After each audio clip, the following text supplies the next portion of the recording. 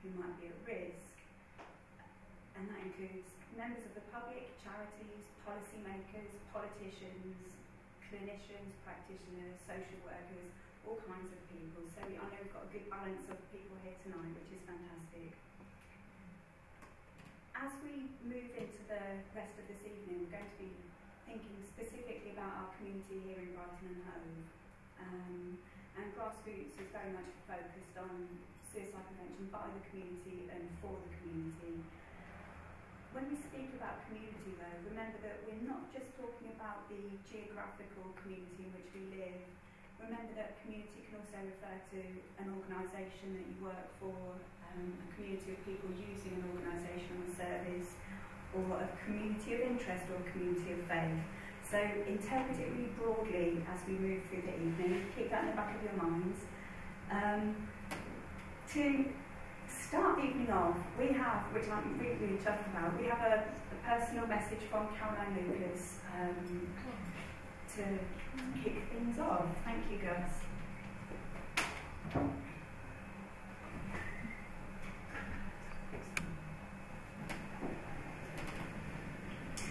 Suicide remains one of society's greatest taboos, and suicide rates are on the rise. Not talking about the subject is not reversing this trend. It's not preventing the tortuous journey that leads to someone taking their own life. It's not shielding friends and family from the devastating impact of the loss of a loved one through suicide. Not talking doesn't work. For that reason, I welcome today's event, World Suicide Prevention Day, and the efforts of all those trying to end the silence around suicide. Here in Brighton and Hove, we have one of the highest suicide rates in the country. And that's why the work of the Grassroots training here is absolutely invaluable. Grassroots equips people with the skills to adopt a sensitive and sophisticated approach towards suicide prevention initiatives. It increases the chances that a person battling with suicidal thoughts will receive the help they so desperately need. It makes a real difference to people's lives. I'd like to offer my very full support to everyone involved in today's event and wish you all the very best with your very important work.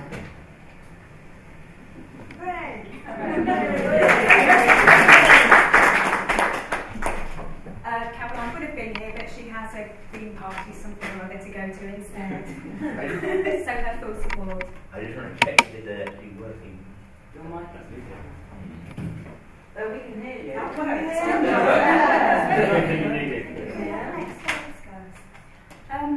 Right, I believe it's time I handed over to my colleague Miranda, who will speak more about Grassroots and what we're up to in Brighton and Hove.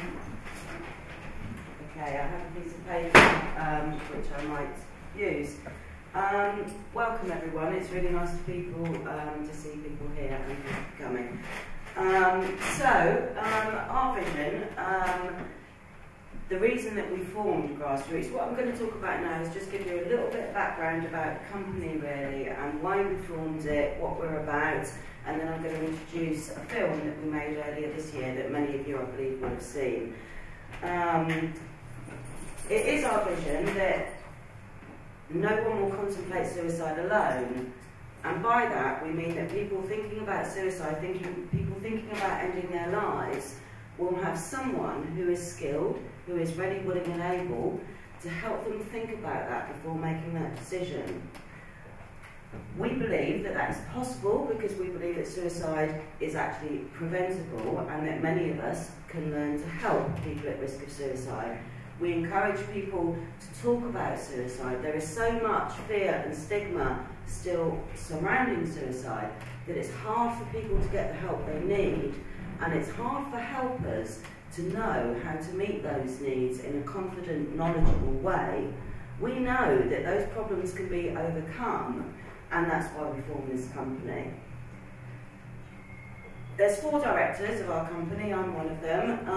We're friends.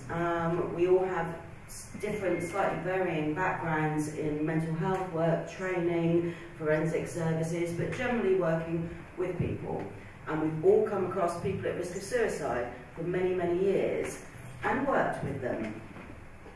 The reason we formed this company is that in 2004 we came across a program called Assist, which I'll talk about in a minute, and we felt that we have found something that enables people to be confident and learn a model of intervention to help people thinking about suicide. And we wanted to roll that out in Brighton for reasons that Caroline Lucas said, because we have a really high suicide rate and have had consistently for some time. And we also wanted to bring it to England, really, because it exists in a lot of other countries around the world. So we formed this company with the aim of promoting a model, a community model of suicide prevention that everybody can get involved in. We see suicide as everybody's business and something that we're all responsible for, whether that's in our workplace, in our communities, with our families and our friends. So we're passionate about what we do. We're very much a grassroots organisation. Amongst us we have direct experience relating to suicide and lived experience around mental health issues. We're very much a grassroots organisation. When we discovered Assist, we found that it helped us in our work, but it helped us in our personal lives as well. It helped us with our friends and our families. And the more we started to talk about the fact that people can learn skills, people can talk about suicide, the more people approached us and the more people wanted and needed to talk about suicide. So we knew, as we do now, that there's a demand for this work. There's a demand for raising awareness and removing the taboo, and for teaching people, helping people know how to respond. So, a little bit about Assist. Assist it stands for Applied Suicide Intervention Skills Training. It originated in the early 1980s in Canada and was developed by an organisation called Living Works. It's a 2-day workshop which is very robust. It presents and teaches in a very simple way, actually, a model of suicide intervention that can be used in all sorts of different situations. It helps us be aware of how to identify people who might be at risk, how to engage with them, how to help people explore that they may have reasons for living as well as reasons for dying, and to create safety, assess risk, and link people with others as well as ourselves that can continue to engage with them around their relationship with life and death.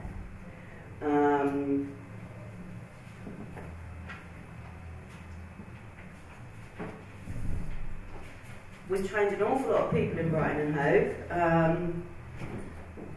lots of professionals, lots of community caregivers. We intend to keep doing that work, obviously. As we said earlier, the reason we're doing a lot of local work is because we recognise the problem here, and actually we believe that it really is strongly the case that services and organisations and individuals are beginning to understand and accept and realise that actually they can make a difference, and that by working together things can happen. All sorts of people can learn suicide intervention skills, which is going to be said again later, I think, so I'll stop saying that. Sorry. Okay, so our objectives to reach that vision, really, of people knowing where to go, feeling confident and able to talk about suicide, is met by all the work we do. This is just very much part of what we do. As Chris said earlier, we see our role as informing local and national strategy and policy and keeping suicide on the agenda and opening it up to be the province of the community and all of us here. So, having said all of that in a slightly waffly way, sorry, we are going to watch in a minute, we're going to watch a 3-minute video that we made called I Am Alive. The reason we made it is because it's a message of hope, really. We know that people survive. We know that people sometimes and quite often will work through and be glad that they did and survive. So it's a message of hope. Part of our aim in making that film is about decreasing stigma and encouraging early help seeking. The film contains some sort of micro messages from Assist around teaching, which are actually all quite simple, but are sometimes not done, as it were. Okay, the film's had a great response so far. It's on YouTube. We've had, I believe, over 4,000 hits, whatever they are. It doesn't sound very good to me, but anyway. And I think the general thing is to follow us on Facebook and like us on Twitter or the other way around. I'm not quite sure. But social media, we're sending the film out through social media. Does that mean my time's up? I don't know. Okay. But it's free and it's easy to pass on by email, Facebook, etc. So we'd encourage you to do that. Responses that we've had to the film so far include other communities making their own version of I Am Alive. One of those is the US military, for example. Ireland are promoting it in their suicide prevention strategy. We're even working with Brighton and Hove Albion at the moment, who help them develop their own football version, as it were. And there are various other communities. Chris probably knows a little bit more about all of that side of it. So we've had a great sort of national strategic response, but more importantly, we've had individual responses which remind us of why we do the work we do, really. A couple of days after the film was put on YouTube, a woman in the States posted, is that the right word? Yes. Something. Yeah, she says arrested by pigeon. She posted her response. We asked in the film to tell us your reasons for living. And she said, I am alive because tonight a friend posted your I Am Alive video in his Facebook status. No one knew of my suffering. Thanks for being aware and wanting to talk about this. We also know from other individuals that they have been encouraged to talk to people and seek help through this. And that's why we made it, really. We would encourage you to pass the film on to people you're concerned about, or people who will pass the film on to people they're concerned about. And we hope you enjoy it. We'd like you to spread the word that it really is okay to talk about suicide. It's so much better than not talking about it. What's that funny noise? Yes.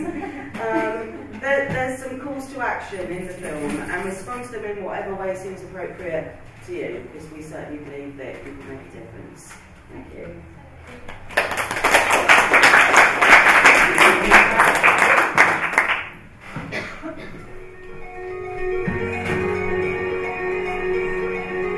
I am alive. I'm alive because of my dog. I'm alive because of talking. I'm alive because inside me there's a seed of hope. I'm alive because I know that I am loved, even if I don't always feel it. I'm alive today because I remembered the feeling would pass. I'm alive because some people realise how difficult it is for me to be here. I'm alive because I waited till the morning.